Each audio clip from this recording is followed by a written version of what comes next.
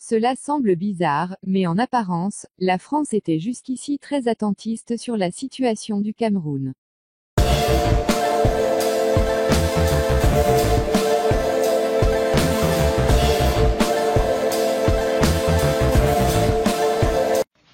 Mais avant tout, n'hésitez pas à vous abonner à la chaîne pour ne plus rater nos prochaines vidéos. Bon visionnage. Les pressions de ses partenaires occidentaux vont l'amener à oser des initiatives.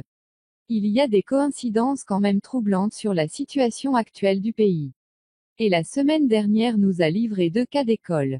Le débat contradictoire au Parlement européen qui a abouti à la condamnation des pratiques politiques du régime de Paul Biya accusé de brutalité teintée d'incompétence dans la gestion des libertés publiques et de la crise anglophone, et puis les indiscrétions prêtées à l'ambassadeur Gilles Thibault. Dans le premier cas, les spécialistes de la politique extérieure française s'étonnent que le Cameroun dans le cas d'espèce n'ait pas été défendu et soutenu par les membres de la majorité gouvernementale en France.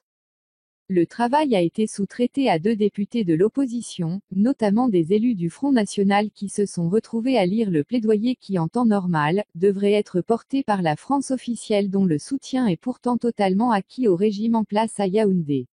Pourquoi les élus du parti de M. Emmanuel Macron procèdent-ils comme s'il avait honte de leur protégé de Yaoundé? On a un début de réponse dans les indiscrétions fortement relayées sur les réseaux sociaux et prêtées à Gilles Thibault, l'ambassadeur de France au Cameroun, lire ci-contre. Dans celle-ci, le diplomate semble envisager l'étrange option d'adouber le fils du président pour succéder à son père dans un schéma tellement irréel et tatillon qu'on voit vite son impréparation. Cela semble une innovation sur laquelle, c'est seulement maintenant que les experts vont s'y pencher pour la rendre opérationnelle. Or ce n'est pas aujourd'hui que le régime de Paul Biya montre des signes d'essoufflement. A fortiori, la diplomatie française n'est pas seulement prise de court dans l'édification d'un scénario post-Biya, elle a été manifestement aussi prise de court lors de la session du vote au Parlement européen, le gouvernement de M. Emmanuel Macron ayant compris sur le tard que ses alliés occidentaux n'entendaient pas lui laisser seule l'initiative sur le Cameroun. Leur détermination étant telle que l'issue du vote ne faisant aucun doute, il a fait le dos rond en envoyant au casse-pipe les députés du FN, montés en première ligne au nom des intérêts extérieurs de la France. Pour le gouvernement français, le vote du Parlement européen est un avertissement sans frais pour leur protégé de Yaoundé, mais les jours à venir ne seront pas un fleuve tranquille. Membre du Conseil de sécurité des Nations Unies et co-leader de l'Union européenne avec l'Allemagne, la France a les moyens de faire jouer sa préférence mais est obligée par le jeu des dynamiques internes au sein du bloc occidental de tenir compte des visées de ses alliés.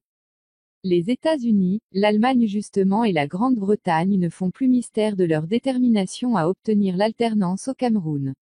La France qui ne semblait pas l'avoir envisagé est bien obligée de s'y pencher sérieusement pour rester en phase avec ses partenaires contre qui, elle ne peut pas se payer le luxe de jouer en solo.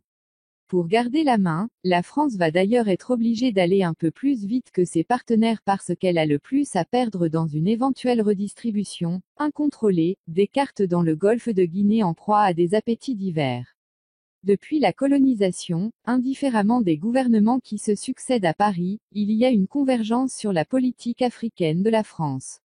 L'amitié qui nous lie à l'Afrique fait de la France, une puissance moyenne sur le plan démographique, une puissance planétaire du fait de nos partenaires africains, confessait M. Guy Pen, homme politique de gauche, ancien ministre français de la coopération. Pierre Messmer, homme politique de droite, ancien gouverneur colonial français au Cameroun puis plus tard Premier ministre de France, disait du Cameroun qu'il est une clé de voûte dont la perte coûterait à la France toute l'Afrique équatoriale. Qu'il soit donc de gauche ou de droite, voire de l'extrême droite, les dirigeants politiques de la France savent qu'ils doivent adopter la même politique africaine pour garantir l'intérêt de leur pays. Un intérêt que Paul Biya a jusqu'ici assuré avec brio, les empêchant d'envisager toute alternative à son magistère jusqu'à ce que leurs alliés occidentaux ne commencent à les mettre sous pression. Aujourd'hui, l'Élysée et le Quai d'Orsay vont devoir s'ouvrir à toutes les options pour préserver les intérêts de leur pays. En l'état actuel des choses, même pour la France, le départ de Paul Biya ne peut plus être une option taboue.